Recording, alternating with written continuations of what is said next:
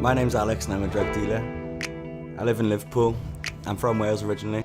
Ideal to give myself an extra income, to make sure I'm smoking good weed and also my customers, so my friends basically.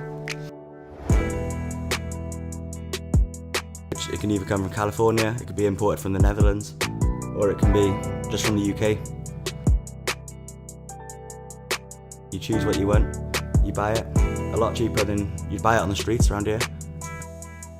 People go to California from Liverpool and spend £600 on a flight. And while they're over there, they'll send back like £2,500 worth of weed, which is just a few tins in a few envelopes, and they go for £85 street value over here. I know one guy who has £70,000 coming in his bank balance, and that was the end of last month. I've lost a lot of money from someone I was buying from consistently over the past few years off Instagram.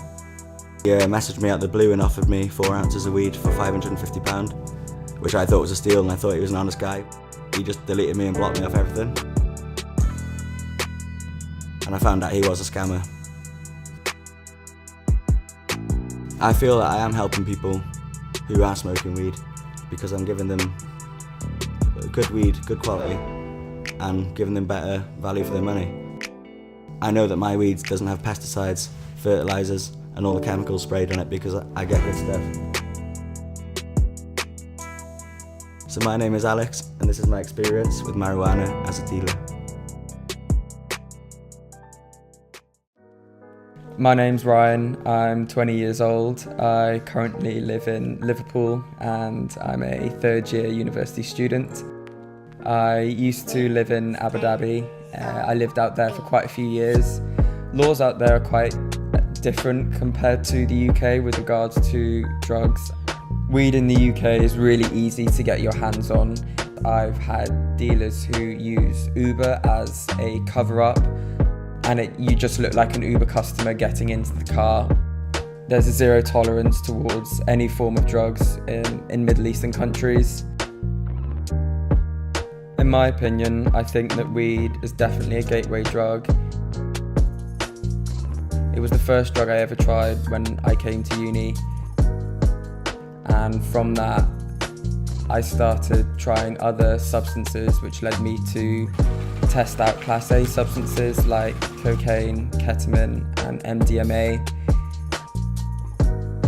When I travel back, I have to wash all my clothes and clear out my suitcase and make sure there's not even the slightest trace of any form of drug on my possession.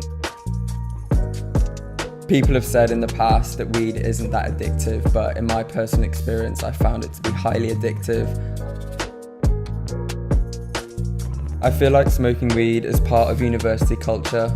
Everyone that I know at university smokes weed more or less on a daily basis. I'm Ryan, and that was my experience of smoking marijuana on a daily basis as a university student. My name's Lucy, and currently I work in mental health service for people from psychiatric hospitals to go back into the community, and we help those people to gain independence and help with the mental health state. I experienced firsthand the detrimental effects that marijuana can have on people when they use it long term. I work with a lot of people who have a diagnosis of schizophrenia, and even though a lot of people can lead to that diagnosis, marijuana has been one of them. People can suffer with positive symptoms such as experiencing hallucinations or believing in their own reality that's not actual reality, or they can become very isolated and closed off. We get a lot of people, different ages, who can be affected. For example, we've had one young girl who's been smoking it in the past quite a lot, and right now she's experiencing a lot of paranoia, and she thinks people tend to follow her and people tend to stalk her, and she doesn't trust many people. She's very closed up, and at such a young age it's really bad to see a young person having to suffer so early on. since working there and really having to see what people have to deal with on a daily basis, it's 24/7 someone having to deal with negative thoughts and potentially suicidal thoughts because of this drug. It should be seen the same as suffering physically. So my name is Lucy and this is my experience of marijuana as a mental health support worker. Come fly with me, there's nothing else to do.